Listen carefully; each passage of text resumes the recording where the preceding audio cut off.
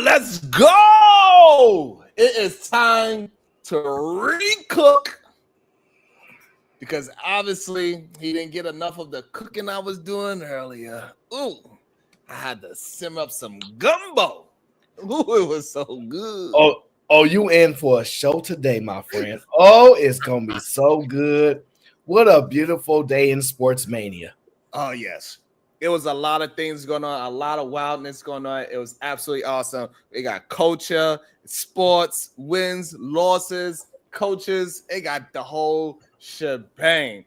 People being pretenders and being contenders for real. We starting to see how things is actually shaking out.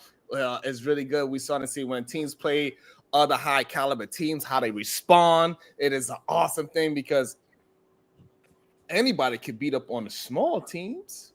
Anybody could just beat up on on the teams that look good on paper. But when you go against actual contenders, people that's actually balling and have the mentality to move forward, ooh, that's when the real stars get aligned. And it's a beautiful thing to see in real time. Man, they all get paid to do a job, sir. They all get paid to do a job, sir. Clearly not.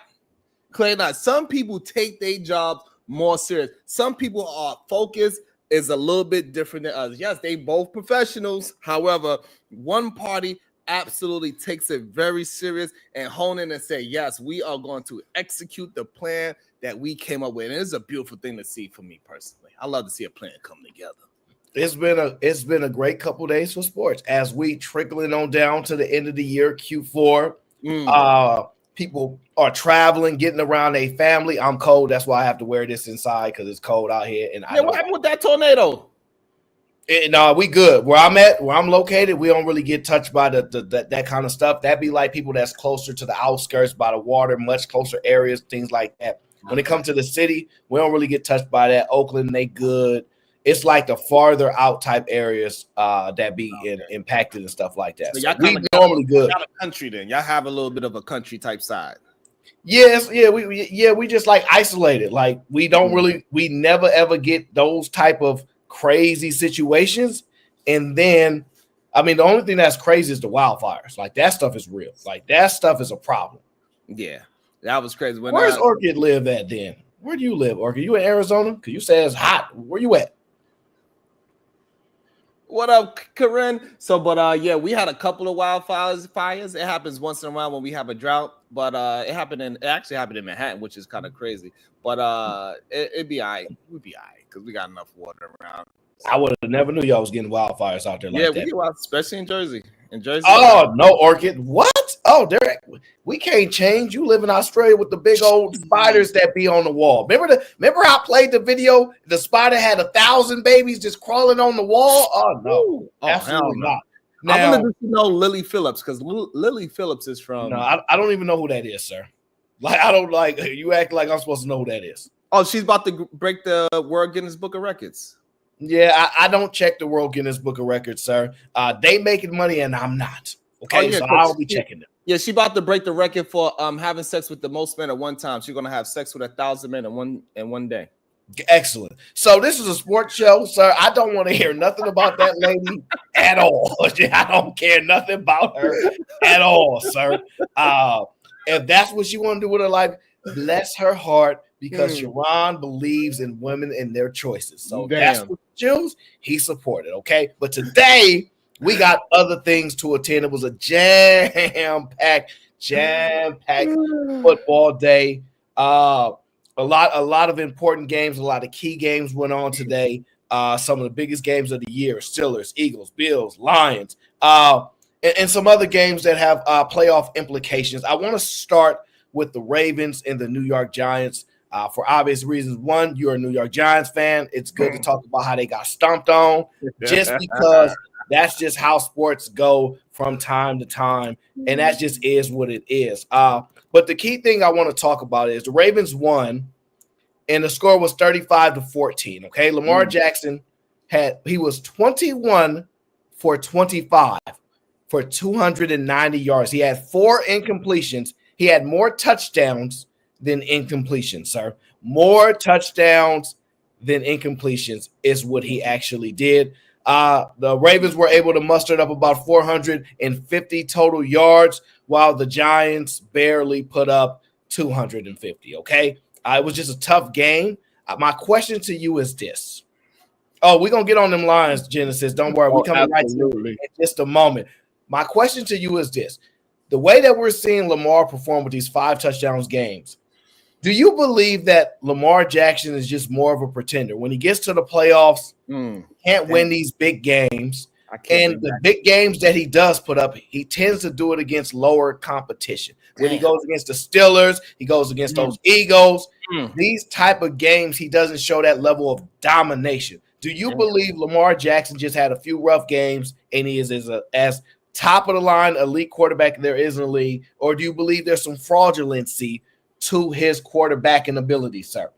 Ooh, that's a tough question because the evidence, it's a brilliant question because the evidence shows that he cannot play up to the competition. Man, that's what it, but my eyes tell me different. My eyes says, yes, he's 100% the real deal. He got speed, actually, he's living for the moment. He wants the ball in those critical moments. So my eyes tell me that this man is ready for the action at all times. However, also my eyes also shows that anytime he's in a big game, he falls short of the W. So at this moment, what I have to say that as much talent that man has, as great of an MVP he is or was, how we going to put it, I'm going to say he's overrated. Damn, I'm about to say Mr. Jackson is overrated, and somehow, some way, he cannot perform in the big games. He fails every single time, even when he got an MVP behind him, passing the ball to on the running back side. So he is failing. Absolutely. He is a pretender at this moment. Man, I don't think he's a pretender. I think he's one of the best quarterbacks in the league. I think his problem is he's just slightly below the elite of the elite throwing the football. Damn. Slightly below the best passers of the football in the pocket. Now, overall, he's probably the best quarterback passing and running, if that makes sense. I give him he's probably that. But just as far as being able to dominate in the pocket, he's slightly below the rest of the elite quarterbacks. And I think his problem is that this year they didn't give him the defense that he was accustomed to playing with Baltimore. Baltimore usually produces a top 10, a top 15 defense. And this year they're bottom 25. It's not what you can expect from Baltimore. He will have to put up a lot of numbers in these games, and he's not going to win the close ones because I don't think his defense can win him those clutch moments right now. And so it looks really bad on him. But unfortunately, his resume also says when it comes to playoffs, he can't get over the hunch. He got that monkey on his back like Steve Young. I just Aaron don't Rodgers. believe that. Yeah. No, Aaron Rodgers is a Super Bowl champion. He ain't got no monkey. At least that. But, he got that stickler on him as well that he can't perform in those big games. Even though he did win a Super Bowl, granted. However, he lost more big games than he won. No, I understand what you're saying. It's just sometimes we have an assumption because of the Brady impact that every quarterback is going to win more than one Super Bowl. When accustomed, like, you'd be lucky to steal one. Now it's like, hey, if you want to be one of the best, you got to win almost every other year. And I don't believe that. Brett Favre won like 3 straight NFL MVP awards. He was the MVP face of winning the award back in the 90s type of atmosphere. But he only won 1 Super Bowl. He only won 1. So I think the issue with those quarterbacks, Dan Marino and so on and so forth, is that their team was never up to par with their caliber of skill set that they are as a quarterback. And Lamar Jackson, at one point, his team was just as good as him. And so now it's like, I don't know about that. Like, and then now, like, your team is dwindling away because you got so much money for being an MVP. It's like the odds is on you. Like, you got Derrick Henry, bro.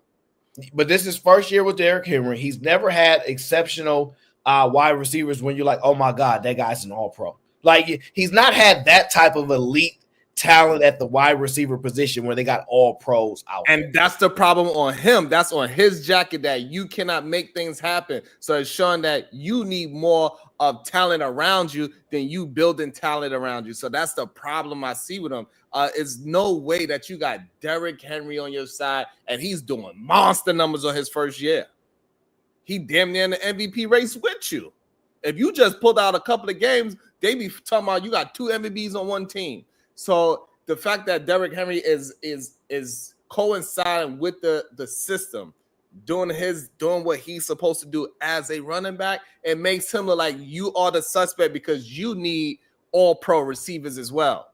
While other guys that do not have all pro receivers is doing well and they carrying their team on because it's them. It's them as the quarterback is the actual threat. That is the issue I'm seeing with him. And history is starting to prove that he ain't all what he cracked up to be. He still won a lot of games. And I think at the end of the day, if you don't win the Super Bowl, you winning 2 extra games a year ain't changed much. But that's the problem because he's that good. And that's why he got extra heat on because he's that good. It's like, it's just like LeBron. You that good that you make it to the NBA championship year after year, but you only win 4. That is a problem. You're going to get ridiculed for losing. And so sad to say that Lamar Jackson is so great that he's going to get more smoke for losing than all of the W's that he's going to rack up throughout his year and the yardage and all the great things that he's going to do because he's a phenomenal athlete, complete athlete. But it's a tough losing, pretender. Tough break for him. What's going on with these Cowboys? Why are they messing up their draft position? The Cowboys tried to win a game today. They actually tried to win a game today. They played one of the last place teams, the Carolina Panthers. And they beat them convincingly 30-14. Cooper Rush had his best game of the year. 214 yards passing and 3 touchdowns, no interceptions. Rico Dowdle, who's the running back I ain't never heard of, had 150 yards. 150 yards. CeeDee Lamb, 116 in the touchdown, 9 catches. He was doing his thing. But of course, obviously, Carolina Panthers struggled immensely, and they got beat down. What is the Cowboys' obsession with winning meaningless games to feel like how they be getting those moral victories? They're like, yes, we are meant to play against teams in the NFL. We beat the Panthers. And so now, instead of drafting 10th overall, they're going to draft 11th overall. And they believe that is a win for them. The only thing I could think is that Jerry Jones, first of all, said, we don't want to get nobody from Colorado. That's number one. He said, no, we don't want them Sanders. We don't want nothing to do with Dion. We don't want no black man turn this franchise around the way how he did to Colorado. He don't want that. That's number one. Number 2, it goes to show that they really believe in Dak and they believe in the team that they already have. They don't believe that they need any new type of weapon. If anything, they acquire something within the season. So they actually believe that with Dak being healthy, that they actually has a chance. So therefore, they want to build a winning mentality with the team. So like, hey, listen, we know we down and out, but we got to figure it out so we could take on the winning trajectory for next year. So that is what's going on. They really believe in Dak. They believe in the team that they have, and they don't believe there's nothing in the draft that's going to actually help their team. So what they're saying is that, hey, we are going to play hard and play to win to the best of our ability, even though we're missing all of our weapons. That's what you think happened? That's what's going on. I spoke to Jerry. Oh, you spoke. See, I reached out to Jerry, and he didn't reach out back. But my guy, Action Jackson, is in the chat, and he knows a thing or two about the Cowboys, okay? And this is what I was told. I have it on good authority that the Cowboys are one of the best PR and marketing team in the world. So what I found out, this is what their goal was. They realized that they was losing badly. They was losing badly this year, losing to some bad teams. They were just an embarrassment to be out on the field. And once they pretty much got eliminated from playoff contention, because they pretty much eliminated from playoff contention, they said, look, let's start building the momentum for next year. So that way everybody can say, we win in the championship next year. They do that every year, But unless you win off a few games and then the Cowboys fans can say, see, we was just injured. But look, once we got this guy back, and once we get this guy back, our team really has enough to win it all. It's just we got plagued by injuries, and it has nothing to do with Jerry, has nothing to do with the coaching. Dak just got injured. Once Dak comes back, we're going to the Super Bowl, baby. And that's what they're trying to do. They're building the momentum. So they'll win 3 or 4 meaningless games at the end of the year, alter their draft position, but they'll sell to the people, we don't quit. We're the Cowboys. We go out and play hard, and you see how good and how talented this team is. If they just get the rest of their pieces, we can put it together. So they are the marketing of marketing, okay? All he's trying to do is build up the hype so that the Cowboys fans have something to talk about leading into the playoffs as they watch other teams and they're fishing on a boat watching the game. That's what I think. I think I might have to agree. Jerry Jones is a hell of a marketeer, and he understands he got competition over there in Texas too. So don't think that he's not seeing that those boys is trying to steal capital. They trying to steal the spotlight, being in the playoffs right now. If this was to go down right now, they are in the playoffs. The Cowboys are not, and they are trying to steal real estate in the fans' mind and make it a real division, similar to what the Jets and the Giants is. Because over here, and the Mets and the Yankees, because over here, even though they play for the same city. No, the Giants had won 2 Super Bowls with Eli Manning. That's gonna give them another 5 or 7 years of breathing room. Jets, you're absolutely right about. They such an embarrassment. You might have to move the team. You dig what I'm saying? Like, it's that bad.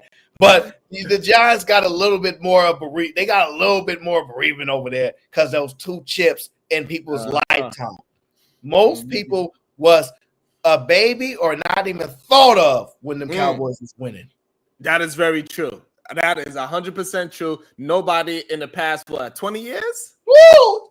20, that you make me sound oh Lord. No, it ain't been 20, sir. It's been more than 20. Yeah, because you thinking about the 90s. Yes. Yeah, so 90s, count on your hands. So from 90 to 2000, that's 10 years. Mm-hmm. From 2000 to 2010, that's 10 years. Woo. 2010 to 2020, that's 10 years. Sir, it's dang near been 30 years, sir. Woo.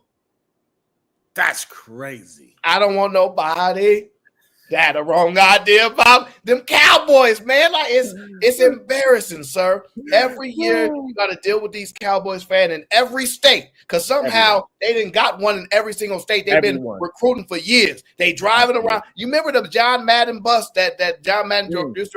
They got one of those buses and they recruiting people in Idaho, Mississippi. Hey, listen, I ain't gonna lie. Those jerseys with the stars on it, they were fire. I ain't gonna lie. They did look cool. No. The marketing is amazing, sir. But have you seen that Eagles logo, sir? Look at that logo. Ooh. I'm just saying, the marketing is the marketing, okay? And the second most valuable franchise is the Eagles. Just want to let you know. So here go the point. Let's not. I digress. We don't need to talk about the Eagles right now. Let's get into it, okay? Let's get into one of the prominent games of the day. Playoff implication, potential showdowns in the playoffs, okay? Some of the top-rated quarterbacks head-to-head, mano y mano, okay? We had the Lions taking on the Buffalo Bills, okay? These are 2 franchises that are trying to turn around their lack of being competitive. Okay, basically similar to the Cowboys because let's be honest, the Bills ain't won a Super Bowl well, you get the point. And the Lions, somebody time out Sugar Bum. And the Lions, they ain't won a Super Bowl since they ain't never won. I don't think they ever did that. Is that bad? They ain't never won? I don't think they ever did that. I don't think the Bills ever did that either. Dang. Well, I don't want to say that out loud. No, I love me some Sugar Bum. That's my girl right there. But no, in all seriousness, Sugar Bum, where you live? You better be in Texas because I'm sick of you. If I find you on South Dakota repping them Cowboys, we're gonna be fighting. That's why I know. So here's the thing, sir. It was an amazing game. Were you able to catch the game? Oh, absolutely. Oh my gosh. Absolutely. Oh my gosh. What are your thoughts about the game? My thoughts about the game was absolutely phenomenally offense and a defensive game. I think both parties did it well for what they can do. I think both teams is absolutely action-packed offensively. I don't think it's too many defenses can actually compete against those offenses, clearly because they have damn near 90-something points put up together. Amazing. Josh Allen, he put together another marvelous game, and it shows that he's just levels above everybody this year. As for being MVP race, he showed it that he could gunsling with anybody. It doesn't matter who it is. If the defense is not holding up, he got it. I'm going to put y'all on my back. It doesn't matter if I have an all-pro receiver or somebody that just came off the bench. I don't give a damn if Aaron O come off the street. He going to get Aaron O at least 20 yards because that is how mind-blowing he's playing right now, where he got to run it, where he got an audible, where he's throwing a deep ball. Like, he has it all. And I just love the way how the game went. I think Goff, he did pretty well. That one pass he did in the third quarter when it just went over Homer and he tipped it and he caught it. And Amon-Ra ran it for the man. Beautiful offense. But Goff does not have enough. The offense is amazing. Detroit Lions offense is actually really good. But their defense cannot keep up with other elite teams. And that is why Detroit Lions will not win the Super Bowl this year, because their defense is not going to keep up with any elite team at all. I don't think they could beat the Ravens. I don't think they could beat well, we know they can't beat the Bills at this moment. They ain't beating the Chiefs, and they might not be able to beat the Eagles neither. They already been proven that they couldn't do that neither. So I'm sorry, Detroit Lions. It ain't happening because your defense cannot keep up at all. Let's go, Josh Allen, MVP. He's showing up. He's beating up the top quarterbacks in the league. He beat Patrick. He beat Goff. Who else we need? Did they play the Ravens yet? What about losing to the lowest quarterbacks in the league? Do you count those? I love when people say crazy stuff like beat the top quarterbacks. Well, what about those losses that they have? Who did the Bills lose to? It was you don't want to attribute the losses though. Just show off the wins against the top quarterbacks. Okay, yeah. Because it seems to me like storylines and narratives are very important. I believe that the Bills quarterback definitely separated himself in the MVP race because the MVP race is week by week. We emotional. We want to have more fun. It would suck if we just had the MVP sold up. So it's more compelling to flip flop every other week. If somebody runs as Saquon run for 175 yards and 3 touchdowns next week, they're gonna flip back to him. You see what I'm saying? So right, they will, sir. So here's the thing. My takeaway from the game is that neither of those teams have a defense you can trust.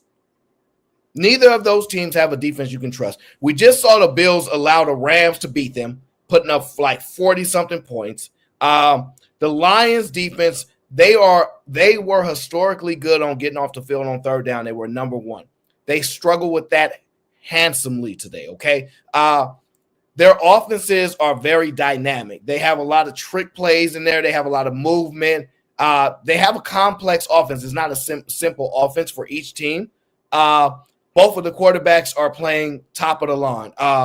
The way that they fling the ball throughout the air, it was just an extremely competitive game.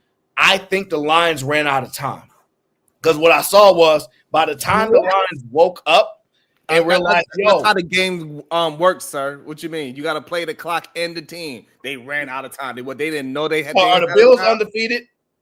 Did they not know? All right, be quiet then. So the point being is that, listen, sometimes by the time you get warmed up, by the time you get into the game, the Lions were just a step behind. And when you're playing against these top teams, you got to come out the gate ready to go. And I feel like I think they offense woke up later because they started running. Because at first they was down like 35-14 or something like that, right?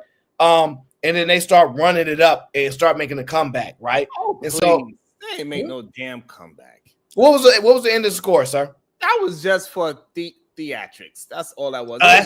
Just for theatrics, sir. For real. Yeah, so they didn't run out of time for real. Stop it. You thought that onside kick actually meant something? Get out of here. That was all. So they made the phone call. Hey, we need to still make this look interesting because y'all can't be beating up on the Super Bowl contending team by 3 touchdowns. So here's the problem: the Lions, because they were behind, they got away from the run game, and the Bills got to lean on their run game. So if you look at it, the Bills had 197 rushing yards. The Lions had about 50 yards rushing.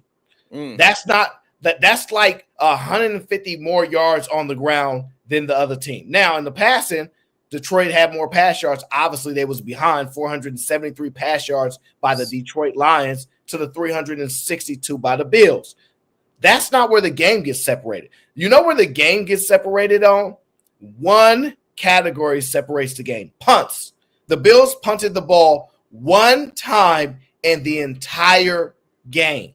Insane. The Lions punted the ball 3 times. The Bills, they did not allow 1 sack. So you're talking about a team that they could not get to the quarterback, but the Lions quarterback got sacked 3 times. So you're talking about like those subtle big moments that are in a small print of the game, and then that 1 turnover that the Lions had. Hey, TEC, as 1 fumble that the Lions have, that the Bills did not commit that turnover. So it's one of those things that, to me, I don't trust either defense. I've seen, watching the best teams play, their defense are not showing up. And because of that, I do not trust the Bills defense in crunch time or nothing like that. I do not trust the Lions defense. They do. I do not trust them that you can lean on them to secure the victory. The team is not balanced. They're overweight offense, basically, right? When you're looking at 40 points in the way in which it was done,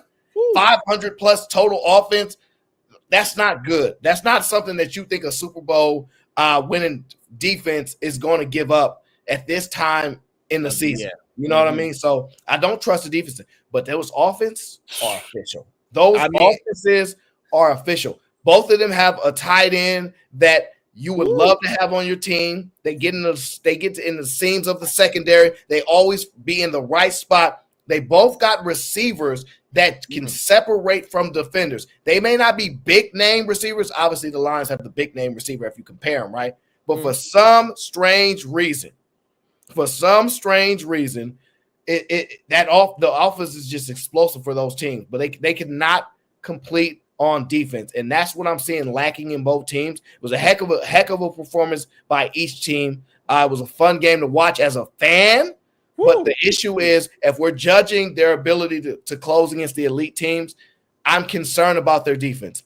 You would think I think historically the teams that's won the Super Bowl pretty much had like a top 15 defense. Somebody can look that up, but I believe we looked it up. It was top 7. All of them had around like the top 7. It was like top 7 defense. No, I don't think New Orleans. New Orleans Saints did. Yeah, we looked it up. Yeah, it was top 7. It was top 7 defense. So, I'm fine with that. I don't know, but that even makes more of my point. That even makes more of my point, right? So that's an issue that I'm having with both the teams, but their ability to create offense, their ability to be creative, get every player involved. You got the running backs for each team. Both running backs, the duels for each team were super productive. Okay. James was doing his thing. Johnson was doing his things. You got Detroit out there. The problem is Detroit had to go to the pass game. It's not that their running game was getting shut down. It's they got behind so much that they had to go away from their normal offensive progressions. And so they had to overly pass the ball so that time didn't run off the clock to make it come. I don't think I think this is a part of their game. They meant for their team to be this offensively good. I think that's why they got Goff to just run the system, and they got beautiful receivers. That boy, 48 rush yards. I think that's what they are built for. I don't really think they are a team that is built to really hammer down with the running like that in the first place. Okay. If they get up, and then of course they can run the clock down by, they have a decent running back. Yeah, they're gonna do that. However, that team is, like you said, it is very top heavy with the offense. They think they want to go out and gunsling it out. It is like Steph Curry was shooting the three. They believe they could just shoot it out with anybody, even though they lost to the top guys. They tried to shoot it out with Philly. It didn't work out so good because that defense was exposed big time, and it didn't work out again tonight with the Buffalo Bills. It showed that when you have elite quarterbacks and you just need a decent defense like the Buffalo Bills, I believe their defense is still in the top 10. It ain't gonna be after today. It ain't gonna be after today. It ain't gonna be after today. Not after back-to-back performances versus the Rams, giving up like 500 and another 500 tonight. It ain't gonna be no more. It ain't gonna be no more. Okay. These are offensive powerhouses. It is though. But I think when you run up against an elite defense, the offense will still be productive. But I don't think it's going to be able to have almost 200 rushing yards and like 400 passing yards. You're not putting up 600 yards against elite defenses. It's just not going to happen. You know what I'm saying? Like, so they got knocked down to 14. Yeah, I'm telling you. And sir, they probably, based upon the competition as they see out the end of the year, they'll probably finish top 15 because if they're not going against another top offense, they're probably going to be winning and they're going to control the play clock a lot. But those defenses are getting exposed. The quarterbacks are proving they can ball. And if you put up 40 points, you should win the game. If you ask anybody in the world, if your team scored 40 tonight, you win it, right? Yes. Nobody believes their team is scoring 40 and losing. That's true. So that those are the problems that I'm seeing with both defenses. But the problem is those offenses put so much pressure on you. They got so much ball control. It's just I'm not sure what to expect when the playoffs come. The route running was beautiful on both teams as well because that one long ass play to Amon St. Ra, that was insane. I didn't think he was gonna be able to get that one off, but the way he just fit in there and then he went down the seam, I thought it was gonna be tipped or picked off or something the way it looked, but it could be the camera angle sometimes. But and then also the one that golfed through, I believe it was the beginning of the third quarter or the end of the third quarter. It got tipped in the middle of the field. In the middle of the field, he still got it through, and the receiver had enough concentration to catch a tip ball 30 yards. Like it was a 30-yard bomb, and you still caught it. Beautiful. Both teams route running is spectacular. Josh Allen to me again, 2 weeks in a row, showed me that he is a MVP. He lost last week. Somebody losing can't show you they're the MVP. If not, we're gonna go ahead and give it up to the Bengals QB. That's why I'm using the winning game. The smart man. I will accept that because even I know he's playing at such a high level. I'm terrified. I'm like, man, oh man, I don't know if I want to run into that. But it was just a great game. It's today they got engaged. That's why. That woman. Yeah, that's not why. That's not why. The fans got they got what they came for. The coaches were pulling their hair out, missed field goals, so they both traded on missed field goals too. And those two early misses was horrible. The kickers this year are missing a lot of field goals. Like I don't remember them missing. Special teams been losing games all year. I'm talking about punters, kickers. The fumbles, oh my gosh.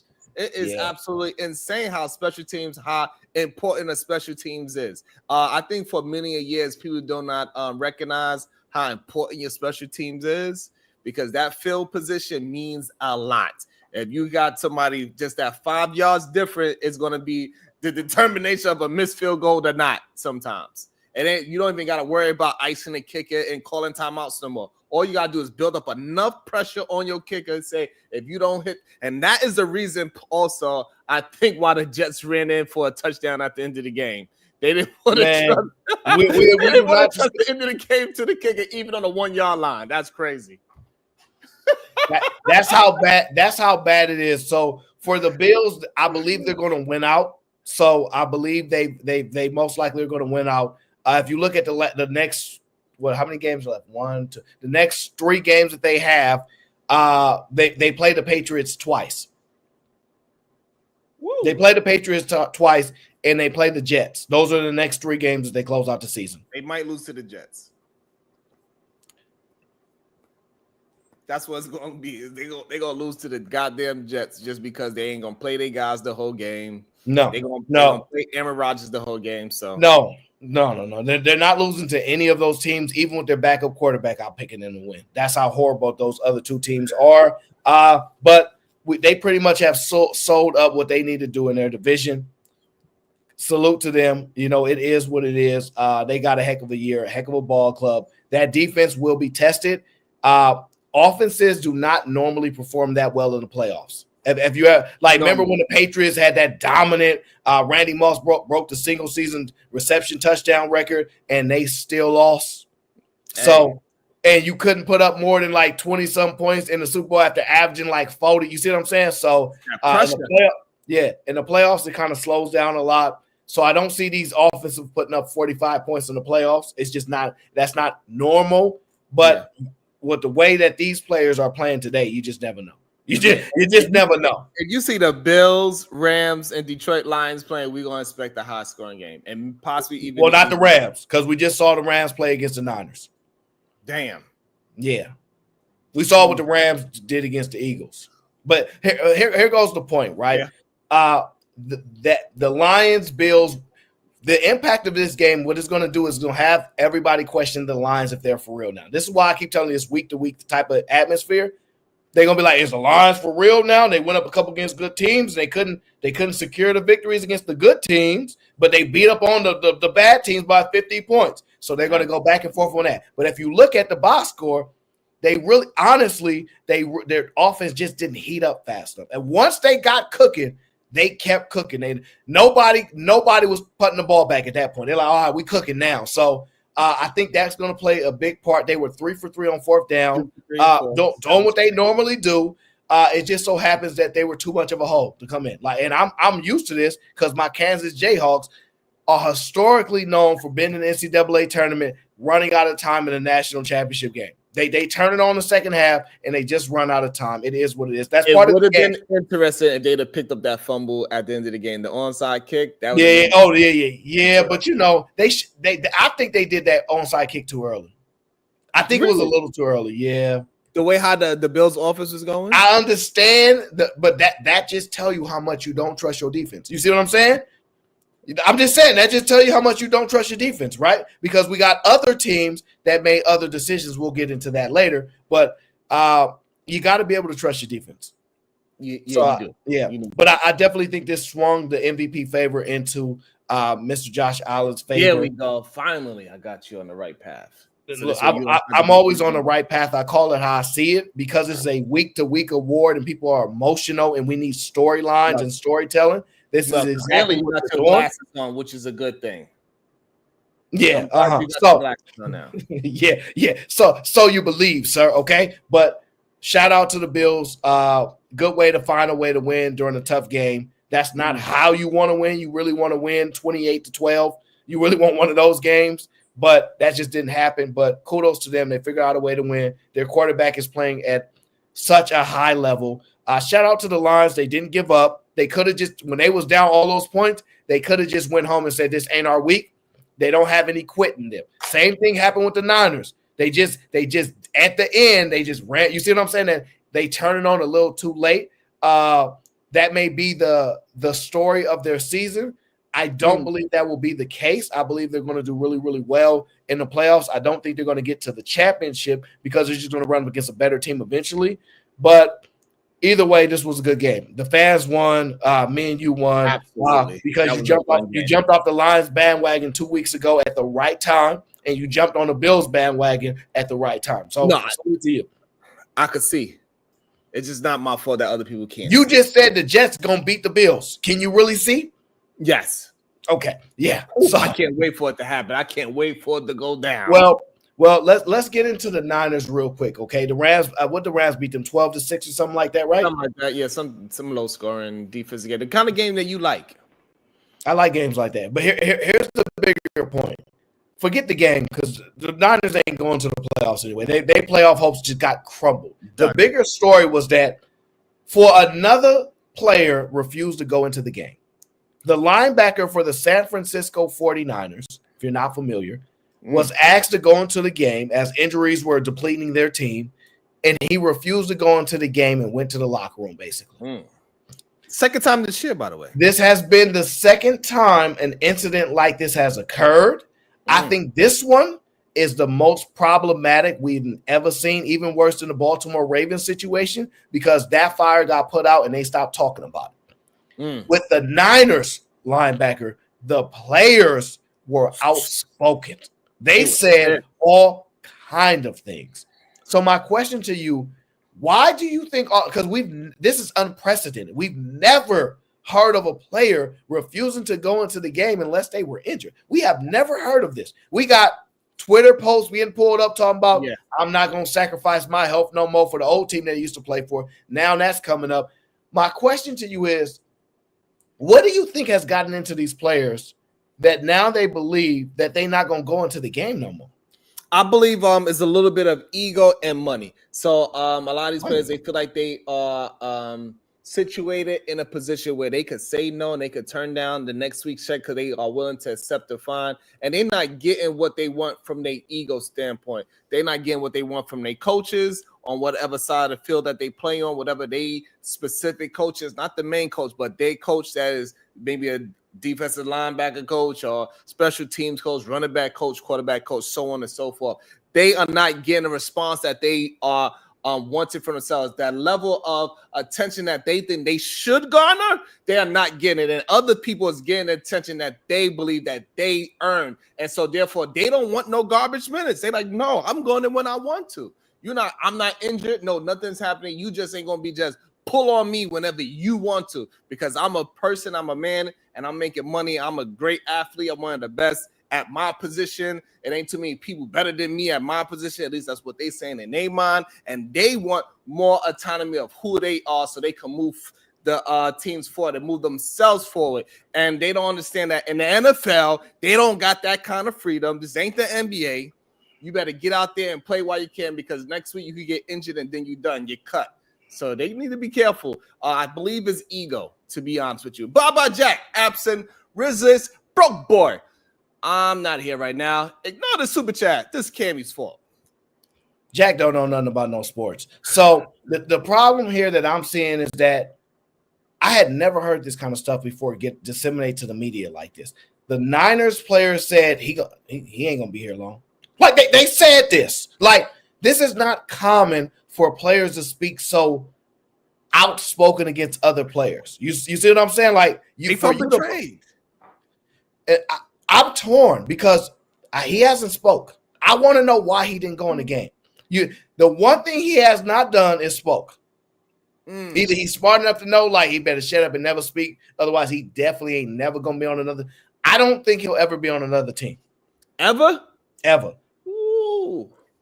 And the reason I say that is, one, he wasn't good enough to start, and he wasn't getting a lot of minutes, is why he probably didn't want to go in the game. So if he's probably not that good of a player. I don't know, but it don't seem like that's the case because he wasn't getting no run. That's why he was upset.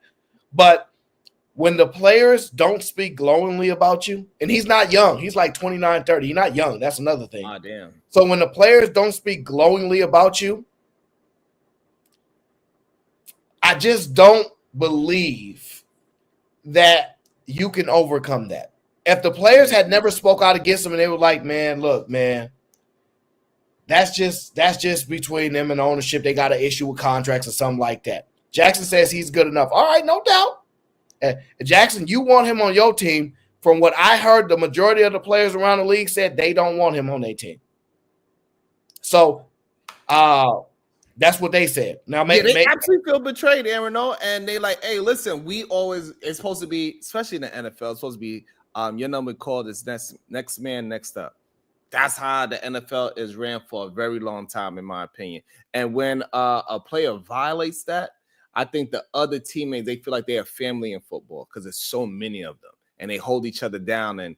And if the linemen do something good, they're going to get some steaks and Rolex. You know, Tom Brady is known for buying the whole line Rolexes and things of that nature. So like they get rewarded as a team when the special teams win a game. You know, the whole special team is going to get something special, and they're going to talk about them, and they're going to get uplifted. And they feel like this man not going to the call that they practice every day with, they felt a certain way. That ain't good. That ain't good. When your players, like you said, when the players is disregarding you, that's worse than the coaches, in my opinion. That's worse than the coaches. Yeah, Action Jackson seems to like him. He believes that an All-Pro as a backup is a common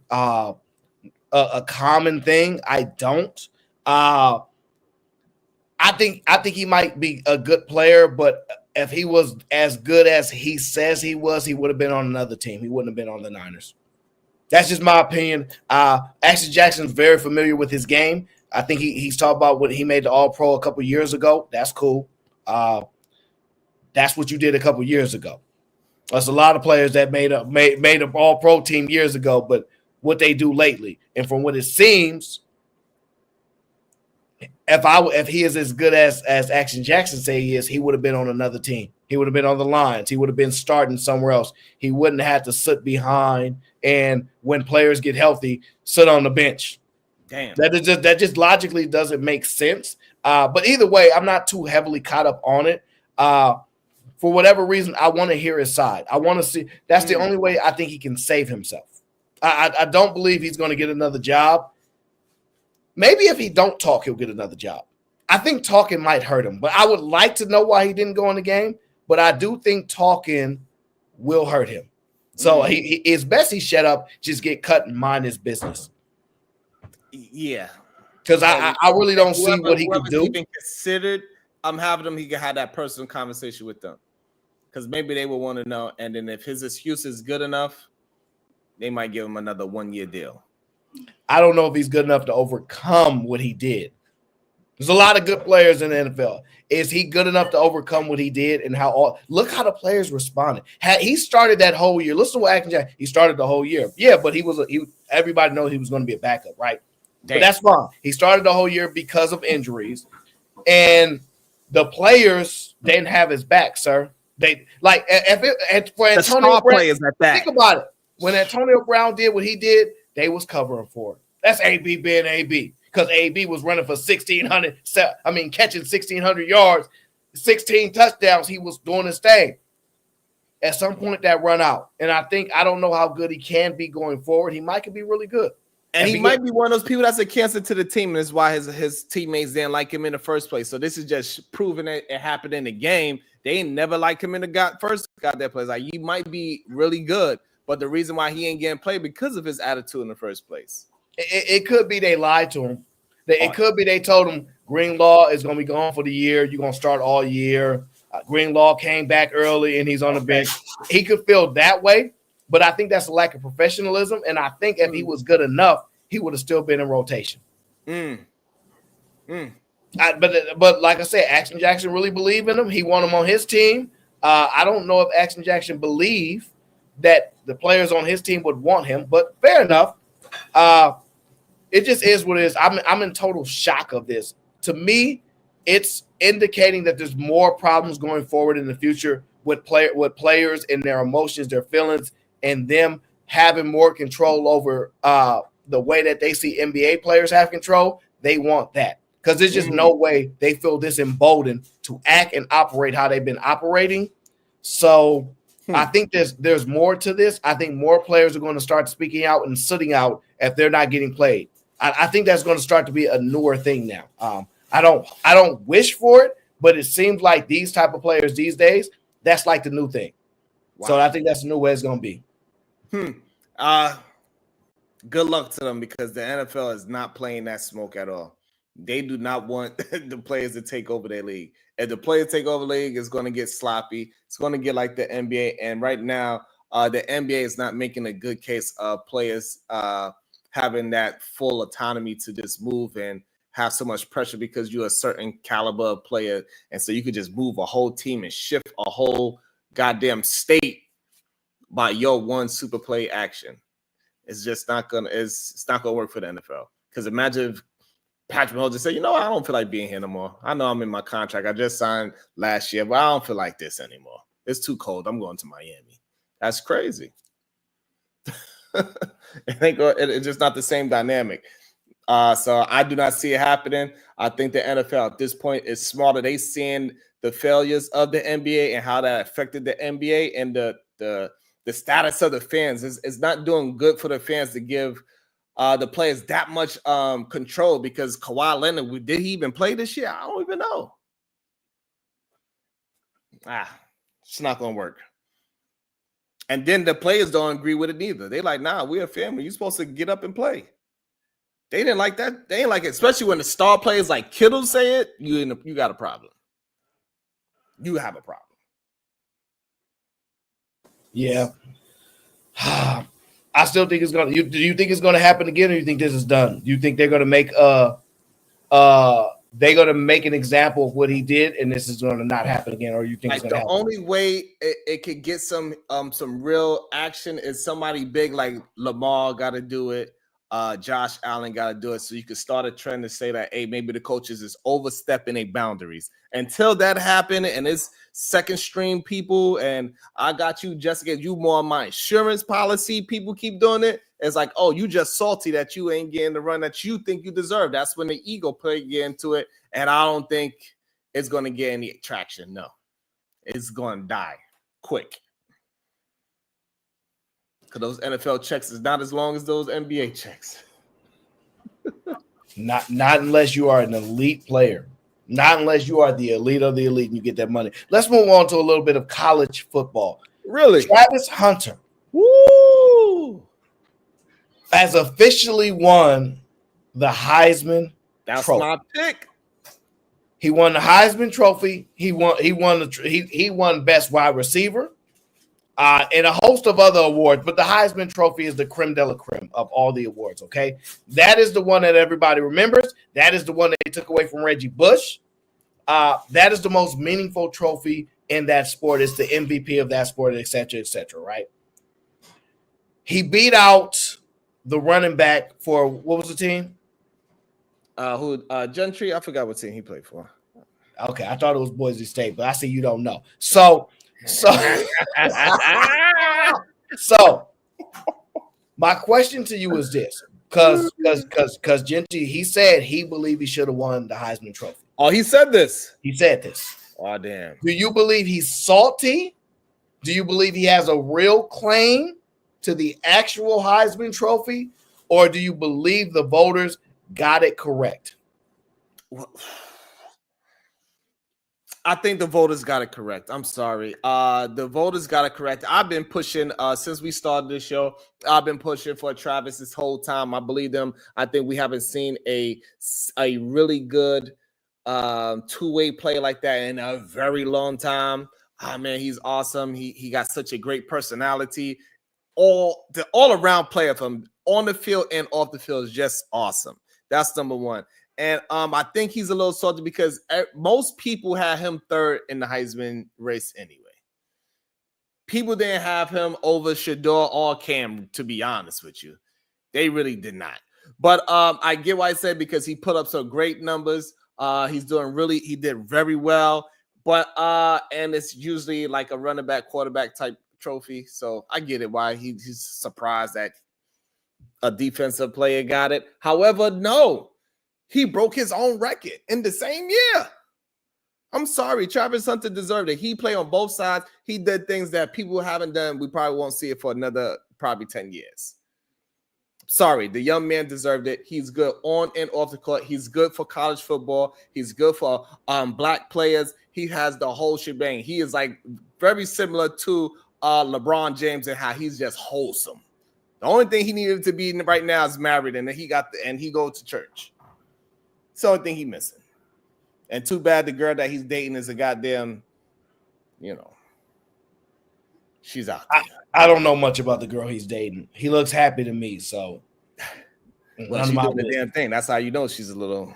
I don't know if that's why he would be happy. He looks happy with anime and playing video games to me, but whatever. I think they got it right. I think we have not seen a player do what he's done ever. Ever. Wow. There's nobody that's ever done what he's done. Wow. Ever. I mean, he broke 2 records. I don't believe we've had somebody get the best wide receiver award, the best defensive player award, in the Heisman. Whew. I don't think anyone's ever done it. I could be wrong. I'm not the biggest college football buff, but I do know a little bit. As a Hurricane fan, I love my Canes. But I don't believe that's ever happened before. Just pulling back in my memory. I'm going through it. I'm like, it doesn't make sense because we've never seen this dilemma about is he a better receiver or a better cornerback? Because at this point, does anybody actually know? If my guy Action Jackson says it's never been done, then I'm good. So that means he agrees with me. Okay, so I think that was a question. I think he like never been done. I think that was sarcastic. No, Action Jackson, that's my guy. No, when he got something to say, he let you know. I am thoroughly impressed. I actually like him. I think he's the best. I think he's the best player in the draft overall. If we're just not talking about positions, right? Just overall, the best player in the draft.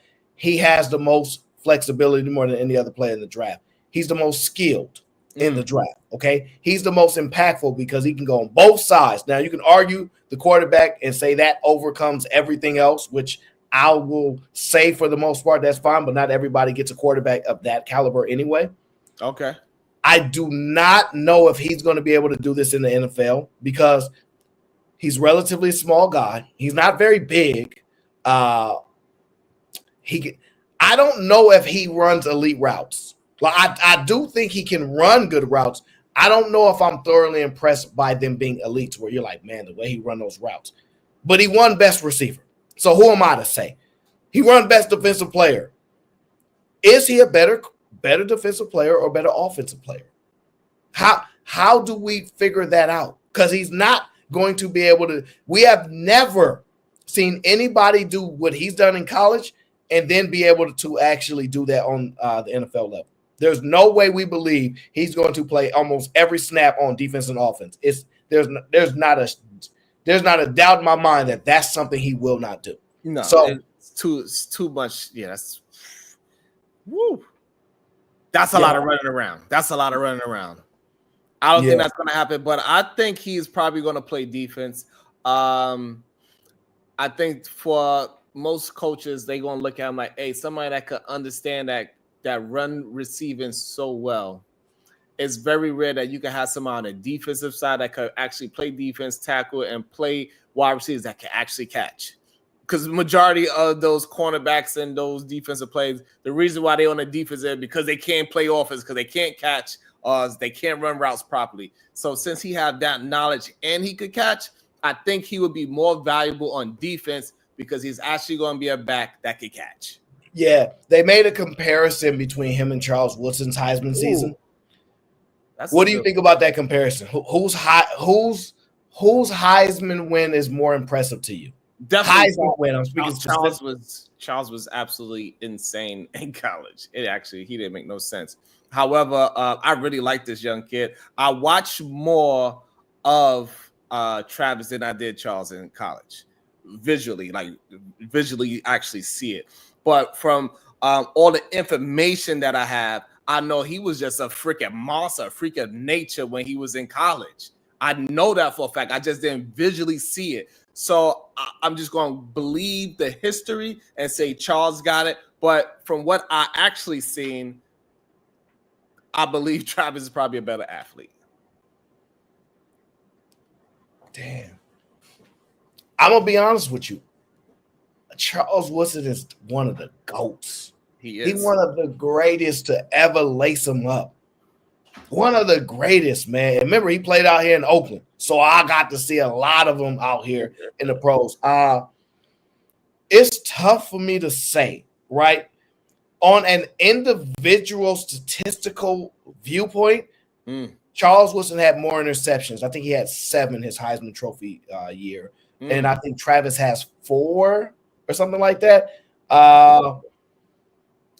But on the opposite side, Charles Woodson don't have anywhere near the amount of touchdowns receiving that Travis has. And he didn't win best receiver. But the difference is that it's a team sport, and Charles Woodson went undefeated, and they won a national championship. He won it. They did not lose a game. And they won the national championship. He was heavily important of those not losing games, too. Yeah. In college, it used to matter. Now, not so much. Now, because the playoff, losing, because remember, losing the game back then, you might not get the BCS, you know what I'm saying? But, and more teams I think more teams went undefeated back then. now that I'm looking at it, I think more teams lose now than they ever used to. Fluke losses that the great teams never really had. I think the domination used to be greater back then. But I think Charles Woodson's Heisman season is actually better. But I do believe Travis Hunter, his statistical season was more impressive. But it's just only on a statistical base because he did not win the national championship. His team, his impact was not as dominant as Charles Woodson's was as he went on to win the national championship. So that's the only thing that I can decipher there. But we're in a new era. We're in a new era. That's very fair as well. And so, yeah, I think most people would say, man, they went undefeated, bro. But like we talking about the Chiefs, Patrick Mahomes don't have the best stats over everybody else, but they was undefeated for a long, you know what I'm saying? And then once they lost, they stopped talking about Patrick Mahomes leading an MVP. But as they were undefeated, he was leading an MVP without the best stats. You get what I'm saying? So Absolutely. For me, and I was watching Charles, right? The difference is this. Those teams back then, they didn't lose these type of games that these teams losing nowadays. But Travis got injured. Travis did get injured, so I take that into account. But I do think Travis had the greatest season if no award was given anyway. If I remove the award and just look at the season, nobody can touch what he's done. We've never seen nothing like this. We've never seen nothing. We've never seen somebody get the top defensive player and the top receiver, which is basically the top DB and the top receiver, meaning he'd have to play himself to cancel himself out. Because I'm the best at receiving and I'm the best at defensive player. You get what I'm saying? Like, heuld have to play himself to stop throw the ball to himself. And you know what I'm saying? Like, and, you know, that's what would have had to be done to really stop what they had going on. Just phenomenal, yeah. It was phenomenal. I don't want to broke his own record with the receptions and interceptions. Yeah, like I don't want to dim I don't want to dim anybody's light, but I do think the sport was played a little bit more aggressive back then. Absolutely. As far as you can't really touch or blow on anybody these days. So that's why I'm a little bit more impressed. Plus, I love the sports from back. I love the football games from back then. I love it now too. Yeah. But it hit different when you're younger and you're growing up and the family is all there. Now you got your big screen TV behind you and you're home by yourself. But you get what I'm saying? I'm sorry. It hit a little different, but if I was speaking with the pundits and they were like, yo, who had the really best Heisman? I have to lean towards Charles because he won the national championship. Like that's the icing on the cake for anything. But if I remove awards, right, which I think is the most objective way to judge anything, you ain't seen nobody catch that many touchdowns, have that many yards, get those many interceptions. You did what I'm saying? You ain't really seen nothing like that. So I don't want to dim either of them lights. They're both some of the greatest college players we ever seen. It's Travis' time now. It's his time. It's his time. I'm worried. I am worried. I'm worried that I don't know if he'll be able to translate this level of dominance to the NFL, because these NFL players are special, man. Let me tell you why. You're talking about multiple Heisman Trophy winners going to the league. You see what I'm saying? Like, you're playing the greatest of the greatest all the damn time. So all the cornerbacks, they was all, you know what I'm saying? All world college, top rated high school players. You're playing against the greatest every time you step on the field. When he stepped on the field, most of the time he was the best. You see what I'm saying? So, the only way I disagree, because he was playing alongside the other Sanders, so he was playing against a really good DB on the other side as well. And he was still able. Well, you think Shiloh is a top defensive back? I think so. I think he's pretty good. I think Travis just outshined him. Right, he just outshined him. That I haven't heard nothing about. I don't think he's horrible, but I ain't heard nobody praising him.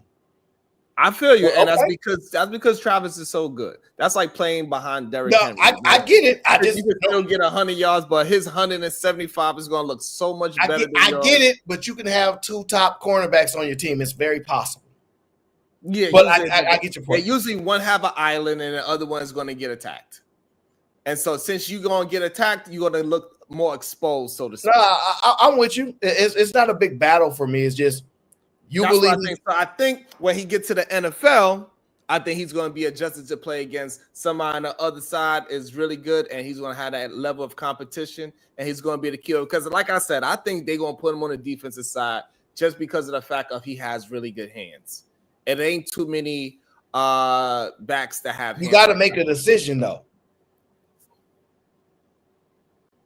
Which decision? You ain't never seen nobody go to the Hall of Fame for being an all-pro wide receiver and an all-pro cornerback or all-pro defensive back. We ain't never seen that, so that's not going to happen. Yeah, that's what I'm saying. They're going to put him on defense, and he might have. So you believe he's a better defender than he is an offensive player? No, I think he's more valuable. I'm going to repeat. So how are you getting to I believe he's more valuable on the defense side. I don't think he's a better defender than that. Don't make receiver. sense. It does make sense. I see him as better value on the defensive side because he's going to have better hands than any other back that's out there that he's playing against when they on the thing. He have better hands. Most of these defensive. Okay, let me ask you this. Let me ask you this. Would you rather have the number one wide receiver in all of the NFL or the number one cornerback in all of the NFL? Oh. Because this is the only way to break. Because remember I told you, he's him. He's playing against himself. You have the number one overall pick, okay? And it's one of those expansion drafts. So that means the current NFL player, the number one all-pro wide receiver. I don't care if you think it's Jamar Chase. I don't care if you think it's Jefferson down in Minnesota. Him or the top cornerback. Who would you want? I probably would pick the top receiver. Yes. So now you get my point. All right. See, I'm really good at what I do, sir. That's why I'm on the show, sir. But that's also because, I'm very offense. I like to be on offense. I don't like defense that much.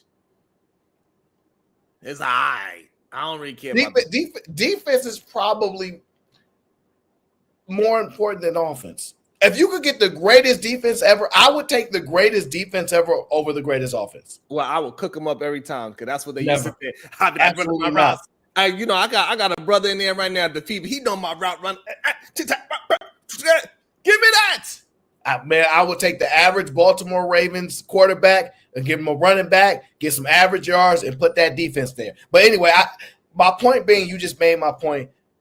His value on offense is just as important as defense. So the good thing is they won't pay you to make these decisions, sir, because clearly you don't know how to make them.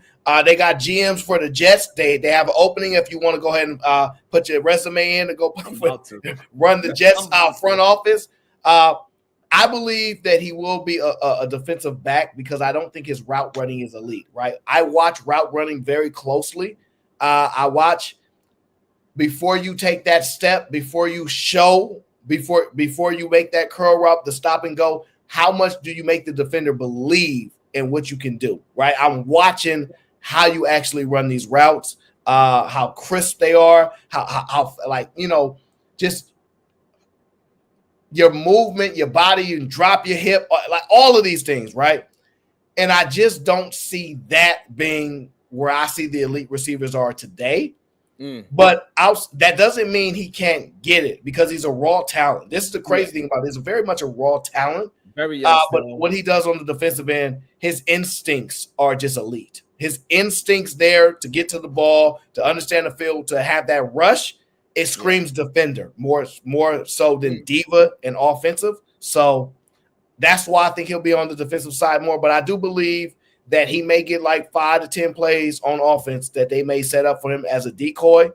And the only problem I have is that he's going to Jacksonville, and I'm not sure Jacksonville is equipped to have. He's not going to Jacksonville.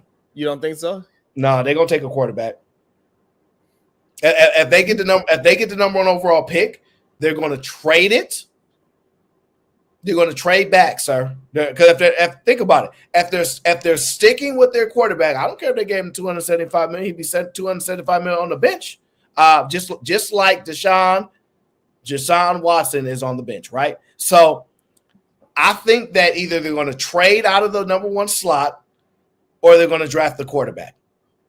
Wow. It is what it is. A lot of people still believe in Trevor Lawrence. I don't know. I don't see it. And then if you're going to be in Jacksonville, it's really not a place you can build your offensive career. Go to Minnesota. let them resurrect you, turn you into that elite world and all that. I'm just saying, but I think they'll trade down if they get the number 1 pick, and I don't think they're gonna take Travis with the number 1 pick. I think they'll trade down. Wow. That is, and they'll probably trade down to 2 or 3 or something and see who needs the quarterbacks. But I don't think Travis is going 1. Oh, you don't think he's gonna go 1 anyway? Nah. I don't see him. I see. If I'm the Jacksonville Jaguars, I make you buy the pick. You have a chance to get the Panthers. You have a chance to get the quarterback on his same team, or Cam Ward, or the Oregon quarterback, depending on who you like. I personally say Cam Ward is the guy to go with. I watched all of them play. I think he's the guy. But I do love Shadir. Like his instincts, his feel for the game. It's amazing to me too. So I think it's a toss-up. Call me biased if you want, because I watch Cam, but It is what it is. But I think they'll have to trade down. I don't think it makes sense for them to hold that pick to draft Travis Hunter. So are you feeling more closer to Travis Hunter being like 4th or 5th pick? I see him in a third. I don't know the draft order right now, so I'd have to see who's going to get. Yeah, right. But I agree. The Jags are probably not going to draft a quarterback because they gave him $275 million. However, I wouldn't be shocked if they did and just ate this $275 million. I know a lot of people are shocked by that, but we're seeing unprecedented things happen.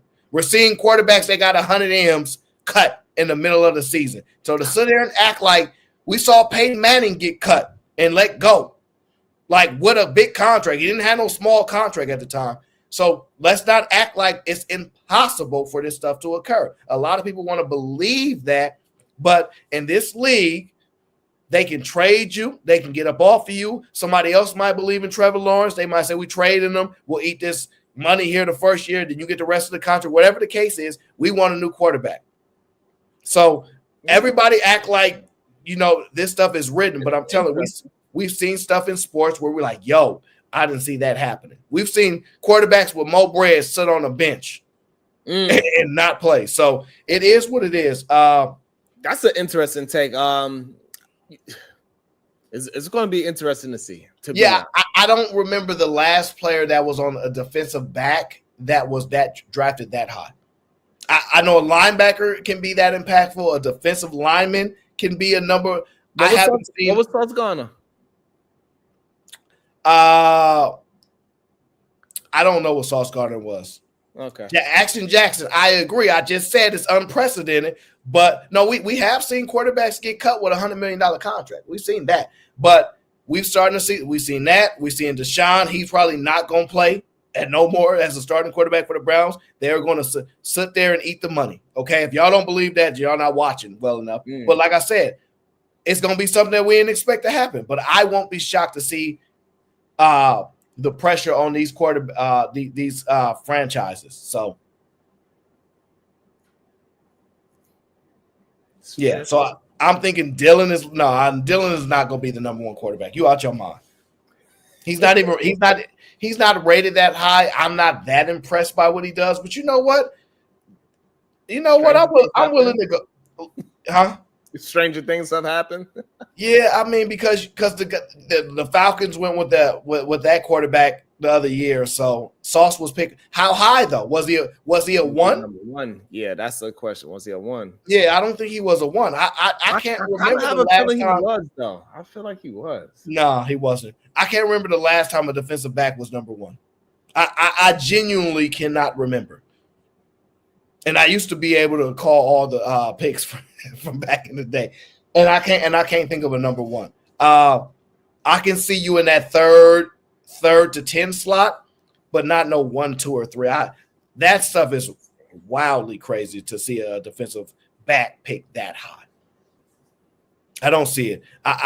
He's talking about Patrick Surtain Jr., I believe, by the way, whose father played a lot of years for the Dolphins. I don't believe Surtain was picked that high out of Denver. I don't believe it was that high, but could be wrong. But he was. It just say first round. You can get the pick. He was 4th overall. Yeah. So like I said, after 3, that's very high though.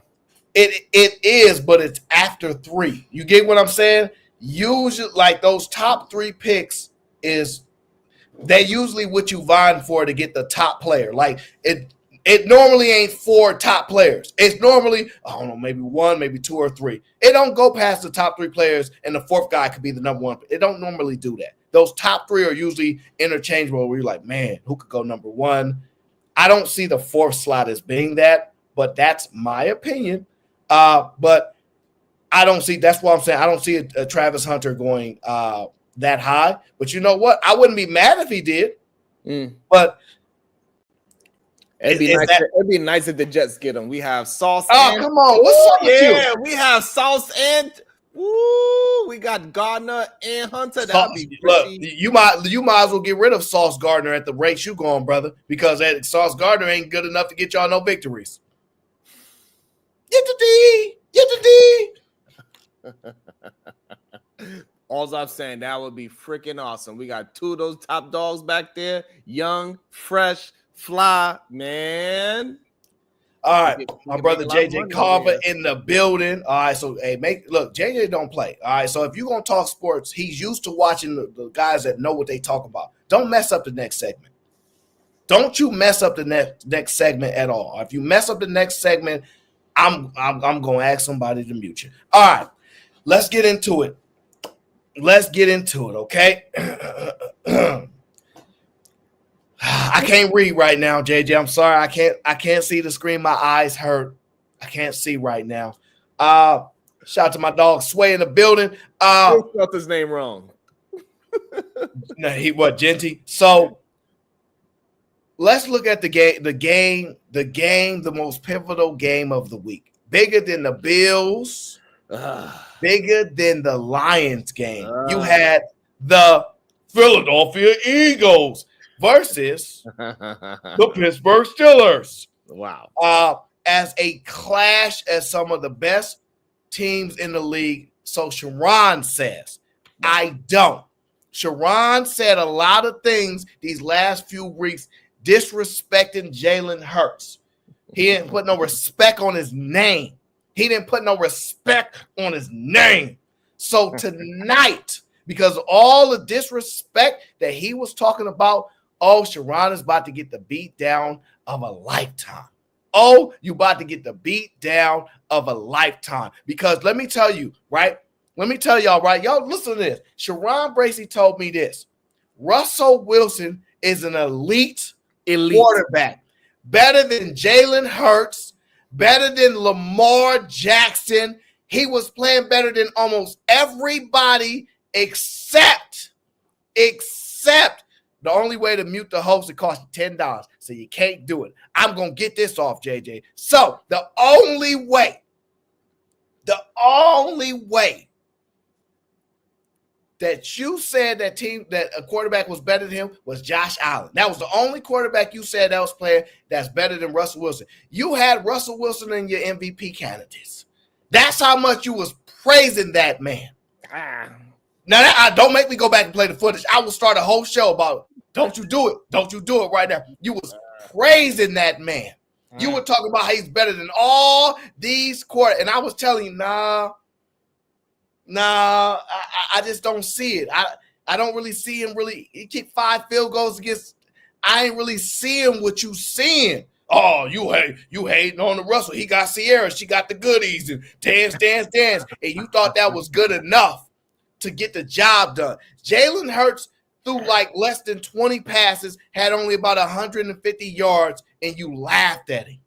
You said he had 108 yards, by the way. 108 yards. You're a liar. He never had 108 yards. He's always had more than 100. Pull it up. Anyway, so you laughed at the man. You said 100-something yards for a quarterback. Is he a running back playing quarterback? That's what you said. You are very, very, very disrespectful, okay? Very disrespectful. You happen to be the Steelers' second fan of the year behind Snoop Dogg. That's how much you was cheering them on. And I've been telling you, when they go up against an elite team, Russell Wilson is going to look like a nobody. Like a nobody. And all of a sudden, unfortunately, I like Russell Wilson. His wife seemed nice. My good. Like, his wife seemed nice, too. I ain't got no issues with her. She's a nice lady. But the problem is when that quarterback that you thought was better than Lamar Jackson because you smoking whatever you smoking, better than Jalen Hurts because you smoke double the product, I don't know what you was thinking, sir. Because we watch what happened when the quarterback you support went up against that Eagles defense. See, you don't really understand when I tell you that Eagles defense is something to be serious about. Oh my gosh. They all right.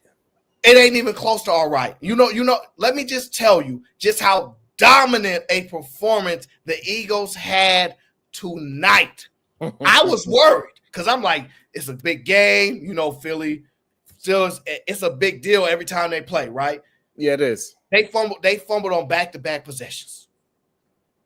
Jalen Hurts fumbled the ball. The one thing I love about Jalen Hurts is he never, ever, ever, ever gets stuck on that. He goes back. He fumbled the ball. He went on the sideline, put his hat on, look at the footage. And then the next drive, we get another fumble. I'm over here like, you got to be kidding me. But you know what? They stopped them both times. They kept them out the end zone. I was like, yeah, okay. All right, I see what's going on. 2 early turnovers. We up 3-0. All right, we good. Get the stop, put the ball back. Oh, it was great. After that, we got to rolling. Let me tell you what your favorite quarterback that you had lined up for MVP did, okay? This is your quarterback, Russell Wilson. He was 14 for 22. 128 yards. Better than Jalen Hurts. Oh, we're going to get to Jalen Hurts. 1 touchdown. Russell Wilson ran the ball 4 times for 13 yards. Now, I don't know if you believe 128 yards is a lot of yards because the way you were excoriating Jalen Hurts because his team won and he didn't throw the ball that much because Saquon was running for 100 and 150 yards, stuff like that, and you want to ridicule him. Y'all thought he didn't know how to throw the ball. And I told him, didn't you see what A.J. Brown did? He broke records. You didn't see him just the other year? A.J. Brown complaining, but go ahead. Yeah. And so y'all thought the complaining was going to stop us. That's what I love. You thought, oh, there's trouble in paradise. Ain't no trouble down here. Oh, we don't hear that outside noise. That's what y'all think y'all know us. Y'all think y'all know us, and y'all don't know us. Jalen Hurts, 25 for 32, 290 yards, 2 touchdowns, no interceptions, 15 carries, 45 yards, and a touchdown. So he had 3 touchdowns on the day, okay? Obviously, A.J. Brown had 8 catches, 110 yards, and a touchdown. Devontae Smith had 11 catches, 109 yards, and a touchdown. Both of the receivers did what they receivers. No, that's quite okay. Both of the receivers did what they had to do. Let me show you where the dominance lies, you hater. Let me show you where the dominance I know Russell Wilson, he didn't have his top receivers playing. That's not my concern. You play who's in front of you, sir. I ain't never heard you make an excuse for nobody before. This is the first time. I ain't making. I'm just telling you. It sounds like you make an excuse because it's my turn. It's a fact. It ain't your turn. It's my turn. He didn't have it. It's my turn. It's my turn to talk.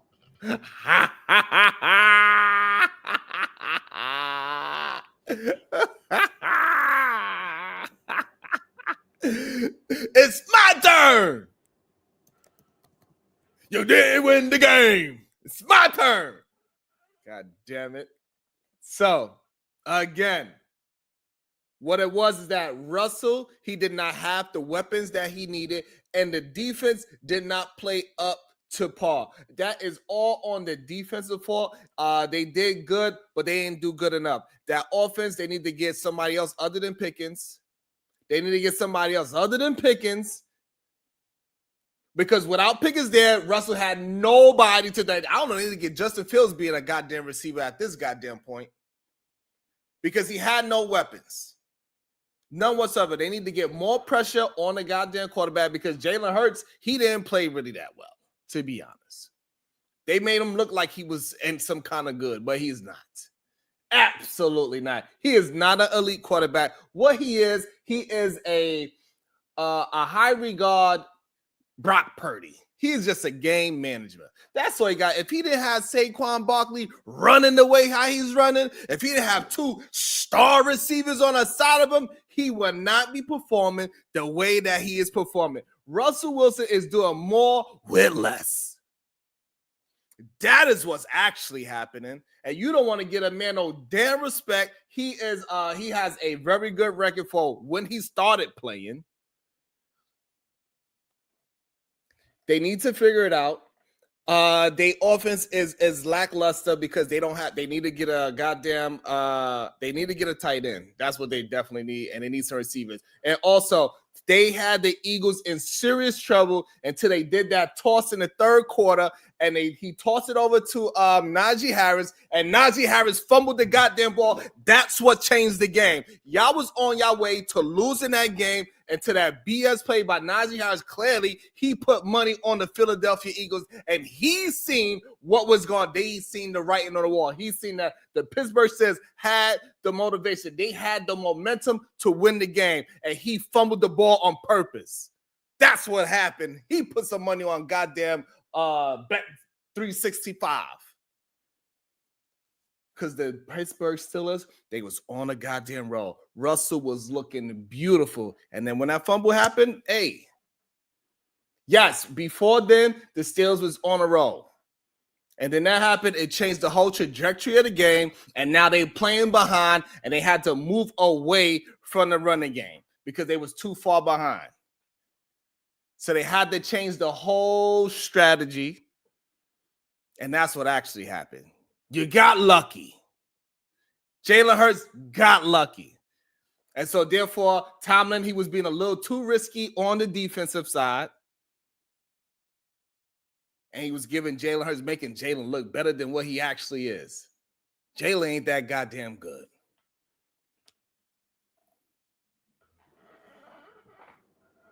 Oh, you lucky JJ saved you. Oh, my take was going to be legendary.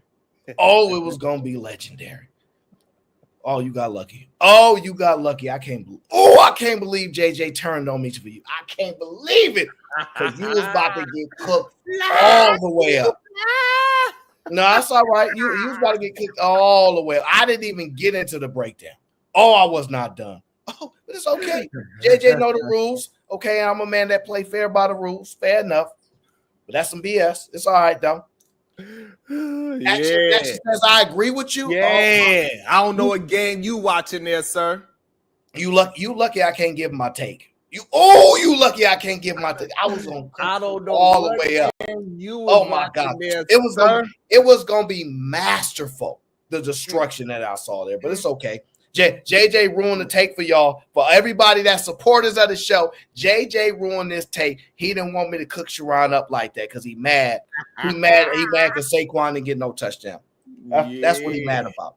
Now, you just got lucky. You got lucky. You got lucky because we didn't go live Thursday, Friday, and we didn't make our picks because if we had made our picks, you would have looked real bad today. Absolutely. I would have cooked you up, clearly.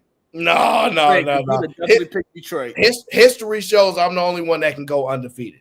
History shows I'm the only one that can go undefeated. I've been unleashed.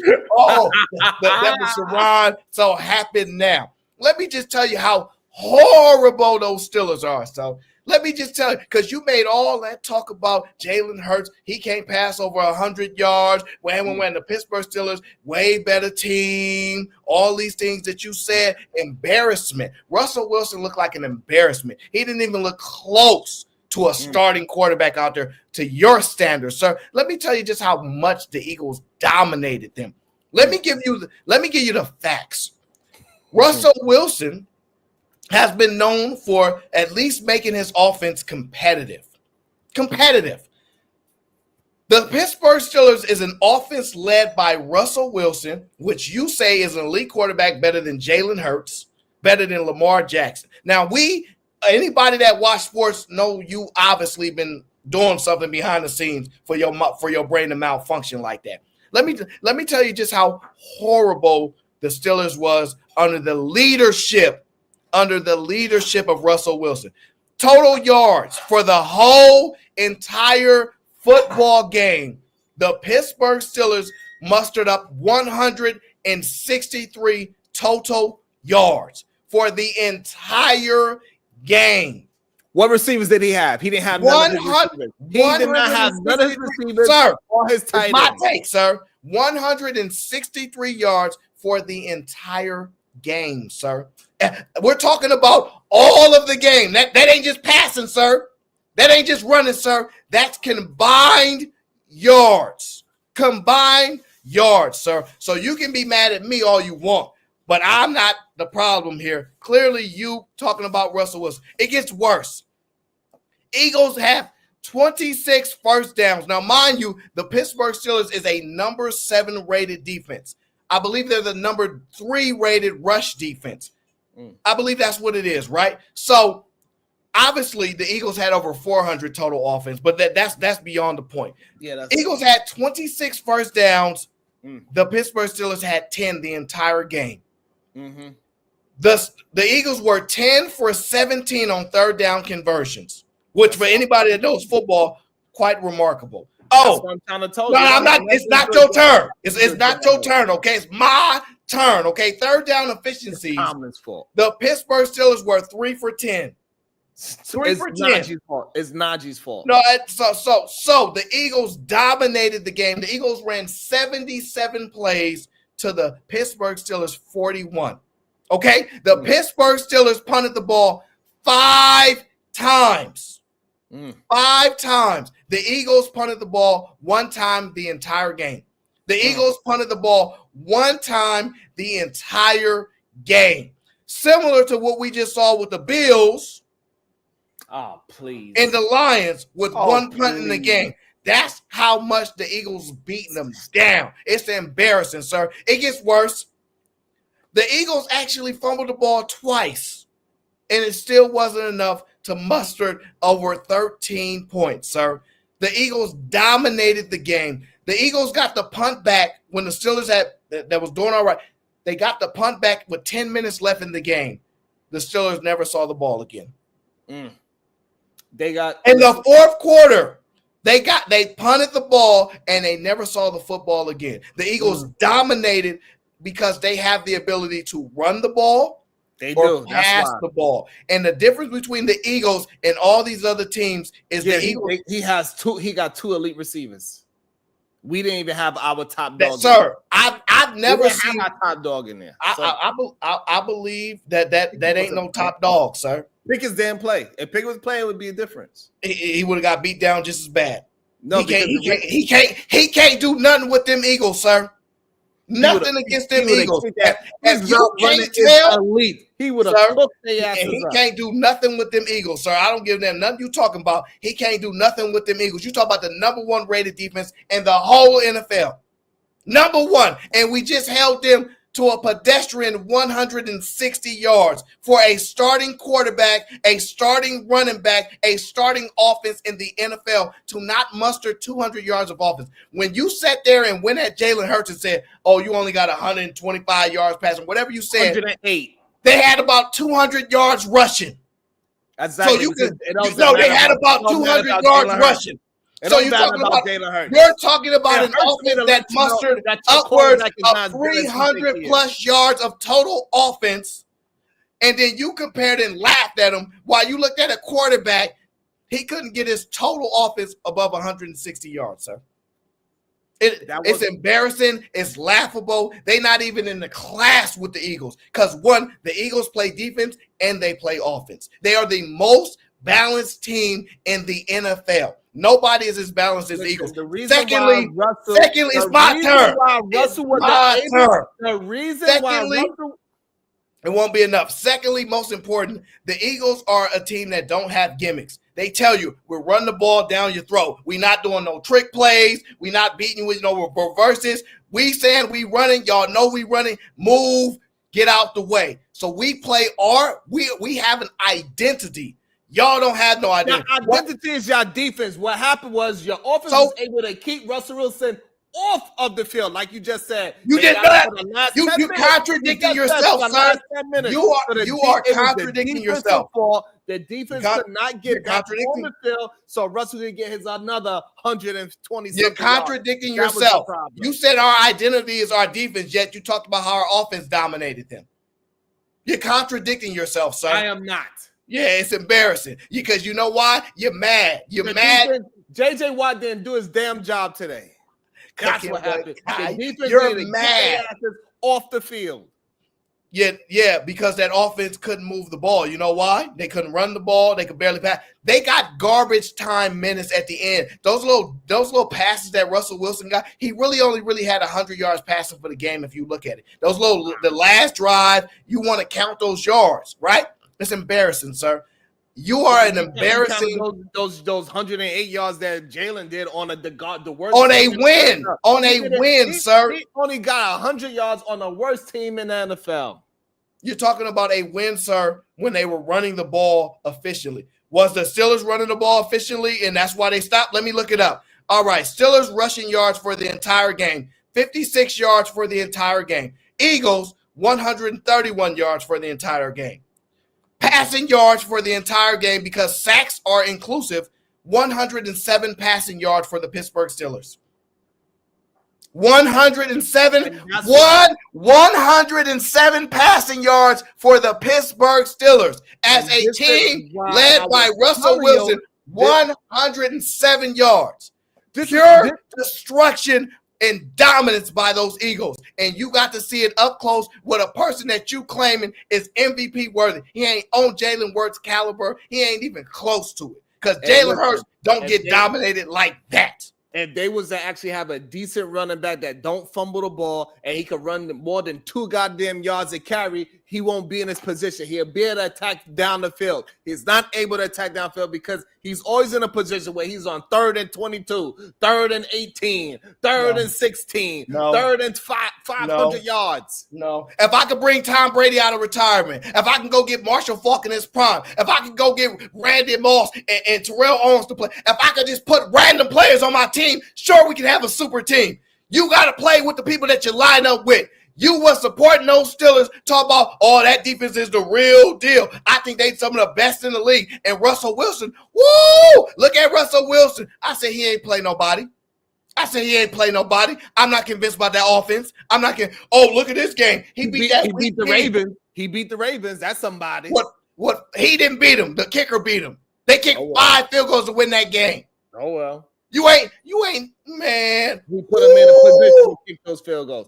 Russell Wilson put him in a position to kick those field goals. But to be honest, Pittsburgh, they also got to figure out the red zone because Najee fumbling that was a pivotal fumble. We fumbled twice. We had more turnovers. Yeah, but it wasn't a pivotal fumble. Your fumbles didn't actually matter the way how Najee every turnover matters. Do you understand? It does matter, but some are more important than others. No, and our defense. Was more important because our defense shut him down after we turned the ball over. Scoring threat, and that score would have tied the game, and they was on the verge of tying the game. But our defense. Do you know how many touchdowns our defense has given up all year? I don't care.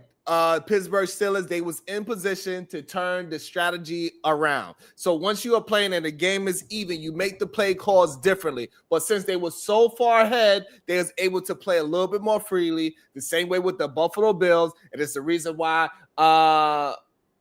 Jared Goff had to throw so goddamn much. He changed the game by that dumbass fumble, and he was going to get a first down. It's going to be 1st and goal. But then anyway, going forward, let's test you. Russell Wilson still an elite quarterback? Okay. I don't vote emotionally. I don't go week to week.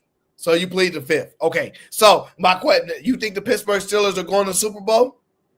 No, I do not. They going to the AFC Championship game? Yes. Okay. All right. So you got them as the AFC Championship game. Okay. All right. Cool. Now I know you just saying that because you're trying to save face, but that's okay. I feel for you. I warned you. I told you Russell Wilson ain't what you think. He ain't that. I know the game. I've watched for a long time. I really watch. No, he ain't him. He ain't him. Now you just been cooked up all the way possible, okay? They got all your takes on all our shows. Just like a tranny girl, Russell is him. He's really him. Oh, yeah. You're gonna hold that L. Now, let's get to some controversial possibilities. LeBron James has not been playing in the Lakers uniform for personal reasons. Ooh. Speculation is in the air. LeBron James has not spoken publicly or released what those personal reasons are. We've almost never seen LeBron James take any personal reasons off of playing the game. He claimed he was going to play all 82 games of the year, but obviously that has been halted. There have been inklings and indication that LeBron James is getting prepared for a possible mention in the controversial case that involves Sean Diddy Combs and Jay-Z, Mr. Sean Carter. Do you believe there's any truth that LeBron James sitting out for personal reasons has any possibilities of linking to what's going on with Mr. Diddy Combs and Mr. Sean Carter? Man, I really hope not. But is there a possibility? Absolutely. He hung around these people a lot. He is very. You in New York? You hung around him too. Hey, you told me you said you almost got into the party. I was in the party, but I wasn't next to them though because the rope was a little bit too expensive. I ain't got no kind of Bron money. He's very close to the hip hop culture, especially Jay-Z and Puffy, especially those two gentlemen. So I know he's partied a lot with them. Now, did he go to the party and the after party? The after party is the after party, and after that is the hotel lobby? I hope not. But also, it is some footage of him running down some stairs, running away from some ladies. It's the only thing we got from him. So he's been good at either paying to keep people away, and so he needs to keep on doing that. If he is caught up in this and he's doing what he got to do, he's behind the scenes, paying whatever money he got to pay using crypto where it's not connected to him financially, and he's doing all types of things to get this thing distinguished. I hope that it ain't none of the things is true and they're just allegations, and he just feel like it's better to keep the allegations away than him to have to answer questions in the press. I just hope that is not true, but it is absolutely a possibility because of his ties to the hip hop culture, his ties to those guys, him being the official GOAT as well. They want to be around him because Jay-Z feel like he's a GOAT. And so, Jay-Z spoke about his name plenty. Jay-Z literally called himself LeBron. So I hope he didn't do no funny business. I hope he kept everything on the up and up. But possibility, yes. Hopefully, since he never had a scandal, I hope everything is copacetic. If not, he could just come over to the New York Knicks or the Brooklyn Nets. It's all good. We could take you. We'll take you know what's so crazy? The Ravens have the top rushing defense and the worst passing defense. It's hilarious. So I do believe that I've not seen this from LeBron before. I'm used to him taking some games off, back pain, 2 weeks off, he come back. This personal reasons at the time, based on what's going on, is a little alarming. It's not that I believe that he's done anything wrong, but I do believe that there's a lot of money right now that's going on for lawyers, potential people being able to go to civil court, maneuver. I think there's a lot of things that going on. So I do think that it's a possibility that this has something to do with it. I think it's going to take a lot for them to go ahead and muster up and mention him. They gonna have to be for sure. You know what I'm saying? I don't think they're going to be able to just politely throw that out there. But I don't believe that's in LeBron James' type of character. He's way too calculated to me. I don't think he would go to somebody else and slip up when he ain't slipping up at the clubs. You know what I mean? I'm not saying he ain't into a crazy lifestyle, but we don't know nothing about it. We don't hear nothing about no. You know what I'm saying? It would be shocking to see him slip up and let somebody else control his environment. He is very big on controlling the environment and not giving the control to somebody else. Yeah. If anybody else could take it, it'd probably be Diddy. So that's the problem. Damn. Yeah, I know, crazy, right? But I just don't believe that that's something that intrigued him. I believe he'd be like, no, I could just go set up my own private behind the scenes thing, control everything. But I do believe that they might throw his name out there to get more money. I do believe they might throw his name out there just to add fuel to the actual thing and get it built up. That so many names been brought up, they like just pay us off to be quiet, which ain't really shocking. And so I do think something might pop up, but I'm not sure. Something. Hopefully, nothing does come of this because this is just some sad stuff that's going on. But hopefully, that's not the case. I hope not. That's not the case. I hope not. It definitely doesn't seem like it's a part of his situation. I don't think he'll do any Kobe Bryant, Colorado situation, but anything is possible. We just never know, right? He could be just that secretive. That would be a real blow to black men as well, because he is the poster child. He is damn near Barack Obama. No scandals whatsoever. The biggest scandal is that his wife got tired of taking care of the kids by herself, even though she had help him made. That's the biggest scandal that Barack got, is that like even though she had all the help in the world, security guards 24/7, she felt like she was raising the kids alone. And hopefully that's the same thing for Savannah. Like her his job is more important than his family. Right. That's just the facts. And hopefully that's just the biggest scandal that they ever had, that Savannah come out one day and say, yeah, for 10 years when he was trying to win all these championships to be the GOAT and get our son to play with him, it was the hardest time of my life, and I felt alone. And I hated him. Hopefully they both have to make tremendous sacrifices. They Absolutely. both have to make it. So yeah, I just thought that's interesting because we believe it might come up in the future. We might be hearing stuff about this. Let me get to this last segment that I have here, and this is probably one of the most important segments. This has the ability to change the trajectory of the whole football season. Uh-oh. Let me pull it up. Hold on 1 second. I need to pull it up. I need to pull it up, my friend, because this is serious business right here. Kansas City Chiefs took on the Cleveland Browns. They won 21-7. Patrick Mahomes was 19 for 38, 159 yards, 2 touchdowns. Nice. Sounds very Russell Wilson-esque. Yeah, it sounds very interesting, doesn't it? Here's the question, and this is important.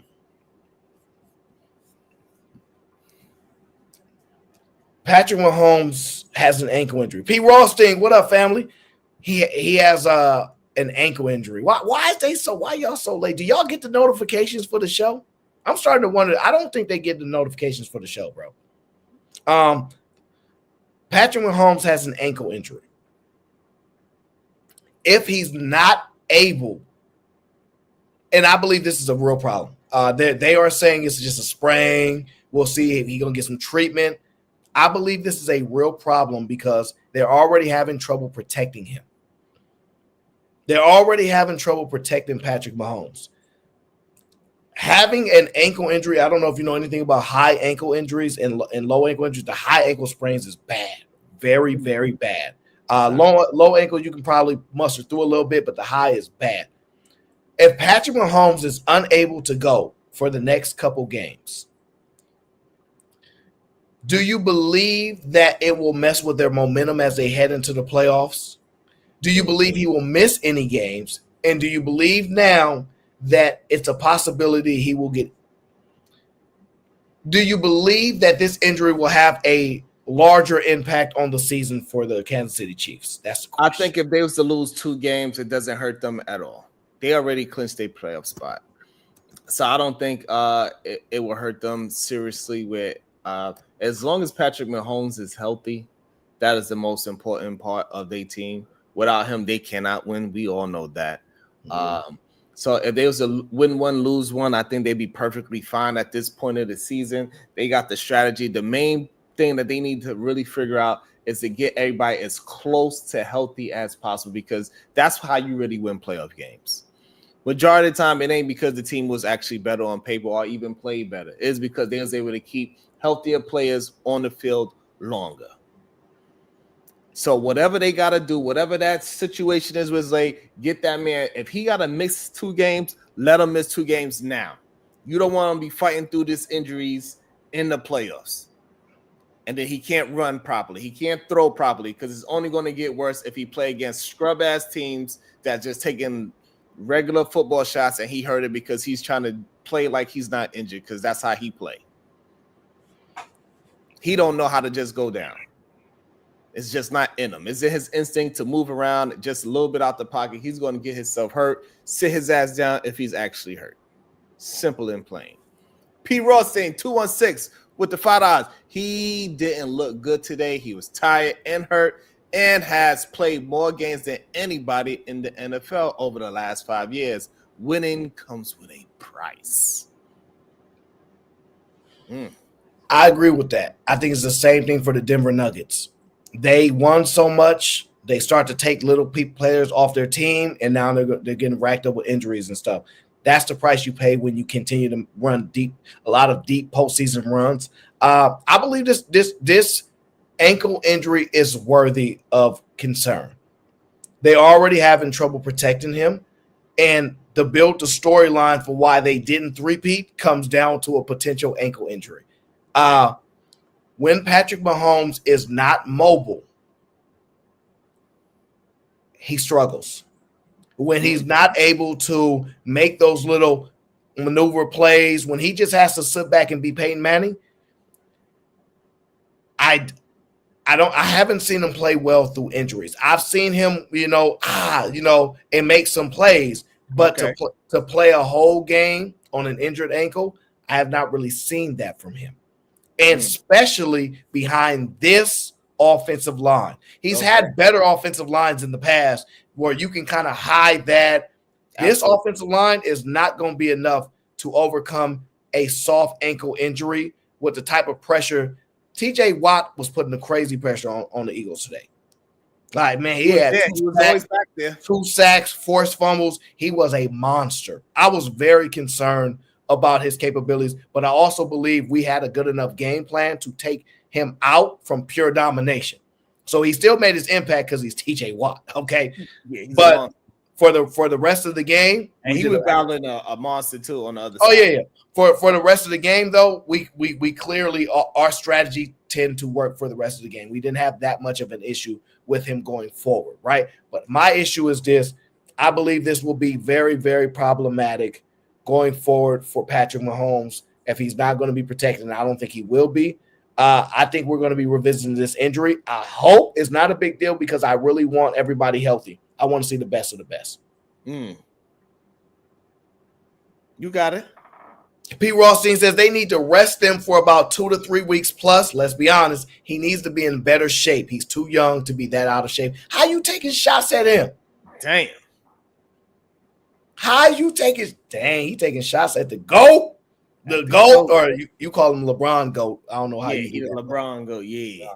Which don't make no sense. I called Patrick the Michael Jordan, and Tom Brady is the LeBron. Oh, okay, yeah, you do that. We're gonna have that discussion eventually because I don't know how you come down to this. I gotta figure this out. One more thing before we get up out of here. Bill Belichick. Where he going? I don't know if you heard, but he has officially taken on a job. The Jets. No. Bill Belichick has decided to forego his eligibility in the National Football League, and he's going to college to coach the North Carolina Tar Heels. My question to you is, do you believe it is a good idea for him to go to college? Do you believe he will have success? What are your thoughts on the new Bill Belichick college football coach of the year potential? I don't know if he's going to be coach of the year, but he will have success because people is going to be in awe of what he was able to produce in the National Football League. And since he has so much insight, all those young men that he's going to coach, they're going to be enthusiastic to play for him. As how it's going to really turn out, I don't think it's going to really turn out good for him. I don't think he's going to be able to adapt to the new speed and the amount of commitment that he's not going to have from them young players, the amount of money that they're going to have, the amount of party that they don't have the maturity. Already in the NFL, these young men don't have the maturity. So now you've been going a couple of years younger. We talking about 17, 18, 19. That's how these ages that he's going to be coaching up. So it's going to be a real difficult transition for him, in my opinion. But I think the kids that will play for, they're going to be very enthusiastic. However, he don't have as much control over these young boys like how he is going to be in the NFL, I believe. Because they're not really fighting for contracts. They just playing so they can go to the next level. They just want to go there so they can say, oh, I played for Bill Belichick. I got this amount of points or yards or whatever it is, just so they could go to the next level. And I think that's going to be an issue for him because where he was coaching at was the level. It was no higher. So people just playing for their job versus playing to get out of that league that you are in. P. Ross sent it to us. At least Tom Brady stayed in shape. P. Ross said that's a good one. P. Ross with the fight out. He said he needs to coach and he needs a challenge. Plus, you like them young co-eds. Lord. That's wow. I heard a rumor that he's dating somebody young. I don't know. Here's my take. I actually believe he will do well in college. I know a lot of people believe that he's this type of control maniac, and these kids, I think he'll do okay. I don't think he's going to win a national championship because he shouldn't have went to that school if he wanted to win a national championship because I don't believe the Tar Heels have ever won a national championship. But, hey, I could be wrong. Have they ever been good at football? Yeah, they've had a couple good seasons. Good for their good, not for good for what we think is good. I will say this. I think he's going to shock some people. I think he's going to do a lot better. Yeah, I heard about his dad coaching there. And I always love when men have a great relationship with their father. So to see Travis Hunter. Shout out to Travis Hunter. So, shout out to Travis Hunter. Is his daddy locked up or something? What's wrong with his daddy? Matter of fact. I think Joe Horn Jr. daddy is locked up or something like that. I think the Horn son. I don't know about Travis' dad or anything like that. But it is what it is. We used to the brothers being locked up. Anyway, so that's not funny. So I think Bill Belichick will have some success on the college campus. I also believe he will do much better than people give him credit for. I think a lot of people want to know. I think they want to paint the narrative that he was nobody before Tom Brady. But I think that there's a level of excellence that he expects. And I think if you want to be great, you want to be coached that way. I think there's this whole thing that's put out that these kids, they don't want to be uptight and follow rules and all these type of things. I do think there's some people that want to be great. I think some people that want the status to be, hey, let's do this and let's not make no mistakes. Let's learn from the best. So I believe that will transition. I don't know the recruiting game. I don't know how important that will be. I know they got some money to give. And so we'll see how it plays out, but I think he'll do much better than they're going to give him that they're expecting from him. A lot of people expect him to not succeed. I mean, he got a very high ceiling for himself being with the Tar Heels. All he got to do is do better than last year, and they're going to at least give him some praise for that. Shout out to Pete Ross and the Five Eyes. He said, Unc had he's saying UNC. Which one? Unc had some legends go there like Julius Peppers, Lawrence Taylor, Dre Bly. He was cornerback. Now, when you say Mitchell Trubisky, I'll put him in timeout. Now he's saying UNC has some legends. Julius Peppers was crazy. When you used to play with Julius Peppers on the game, he had 86 speed back in the day, which was crazy for a defensive end. Stupid fast. Yeah, but it is what it is. I think he's going to do much better than people give him credit for. I think he's going to shock some people. I don't think this was a hasty decision. Now, Pete Rothstein is right. He needs to coach. This guy don't want to do nothing else with his life. He want to coach until he's done. He's going to be one of those coaches that all of a sudden we see the sign, prayers and wishes to the family. Yeah, he's gonna coach into his last. Like what's the name on the Spurs? He gonna coach. Well, he lost his wife and all that, so he'll have nothing else to do. But yeah. Right. So coach to their last days. There's some people that's just built that way, man. Some people just built that way. Set. He gonna coach until his last day. If as long as he can get up out of bed, he gonna coach. Simple as that. He tried to sit down and he busy watching games and like seeing all the mistakes. He's like, I can't do it no more. He probably Guys, if you have enjoyed me thoroughly destroying Mr. Sharon Bracey on the show, please do me a favor. Join us for the next show. We tend to go live around 9:30 Eastern time. Okay, that's the time we tend to go live. Be on the lookout for your notifications for the Cook Up Bracey show. All right. Until next time.